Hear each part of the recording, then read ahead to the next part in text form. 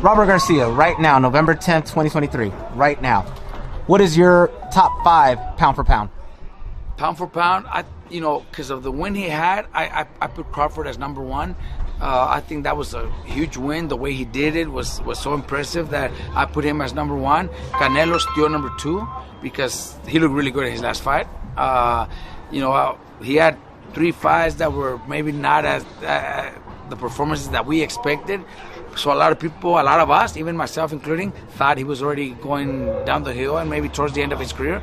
But in this fight he just had, he looked really good, very strong, kept coming forward and, blocked really good. So I put him at number 2. I think Inoue should be number 3. Then after that, Tank, Shakur, either one, 3, 4 or 5, but those are probably the top 5. All right, let's go down with Terrence then, since you gave him 1. Do you feel he should rematch Spence? I think he should. Why? He should. After a dominant performance like that, Yes. Do you feel he should? He should. Why not? I think he should. It's going to be another huge fight. There's so much about Spence having trouble making weight and all that. So go out there and prove them wrong. Prove the world wrong. Fight him at 154. Fight him at 150. Whatever. So you could prove them wrong. I think he will. But it's still going to be a good fight. It'll still sell good. I think it'll still do good, really good numbers because a lot of people do believe that Spence was just too weak for him, and it did look like that.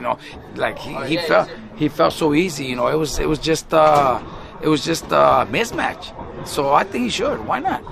Sticking on Terrence because of what just happened, I believe yesterday or Wednesday actually, the IBF stripping him of the belt and raising Boots Ennis to the IBF world champion and everything.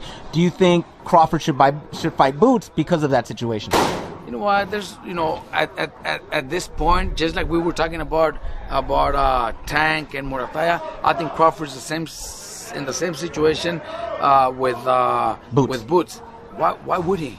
Why would he? There's no need for him to. He has to go out there and try to fight that 154 Charlo, a rematch with Spence, bigger fights, big events, big pay-per-views. I think that's the direction he should take. Why take a big risk against somebody that's barely standing? If you don't perform or if you don't win, then all your wins, that big win against Crawford, goes down the hill because everybody's going to just remember the last fight he had against Boots because Boots is very risky. Boots is it's a very dangerous fight for Crawford. So he doesn't need that fight. I don't honestly. I wouldn't recommend him or advise him to do it. Why? What for? Just let the I think if a fighter's holding all titles, I think every organization should put up an interim champion because, like Canelo, it's undisputed. First Mexican ever to do it. We're all proud of what Canelo has accomplished. But if the belts he's holding the belts, there's 8 fighters that are waiting for that opportunity. The 1 and number 2. If those titles go vacant, 8 fighters are going to get a world title opportunity. Their lives are going to change. So he's holding a lot of fighters from making big paydays, from making championship fights. I think every organization should have an interim champion and when you have an undisputed champion, because the undisputed champion is going to fight once a year, not going to make his mandatory defenses. So he's going to be fighting the biggest fights out there, like Canelo's doing, and I don't blame him. But I think every organization should have an interim champion when we have an undisputed fighter, because it sucks that there's so many fighters out there in the rankings that are not going to get the opportunity for years. I think they deserve the opportunity because that's what they do for a living. I think interim titles should be coming out when fighters are undisputed. All right, and that goes for Terrence and Canelo because they're both undisputed, and even for Amel because he's undisputed at 54. Well, was undisputed. They stripped him from 1 belt. But going to Canelo now that he's your number 2, should the winner of Benavidez Andre get Canelo next, or do you think it's being set up for Jermall Charlo to get the next crack at Canelo, considering what he did to Mel? I don't know what Canelo's plans are. From what we hear. I really don't know how true that is. That his deal with PBC doesn't include Benavidez. I don't know. Honestly, that's just what we hear. Yeah. I think Canelo should fight Benavidez because just because I want to watch that fight too, and everybody wants to watch it because it'll be a hell of a fight. It'll be a great fight. I would like to see it, but Canelo's in a situation where he's a star, man. He's the man. He doesn't need to. He could actually just, say, like we say in Spanish, pa que se les quite.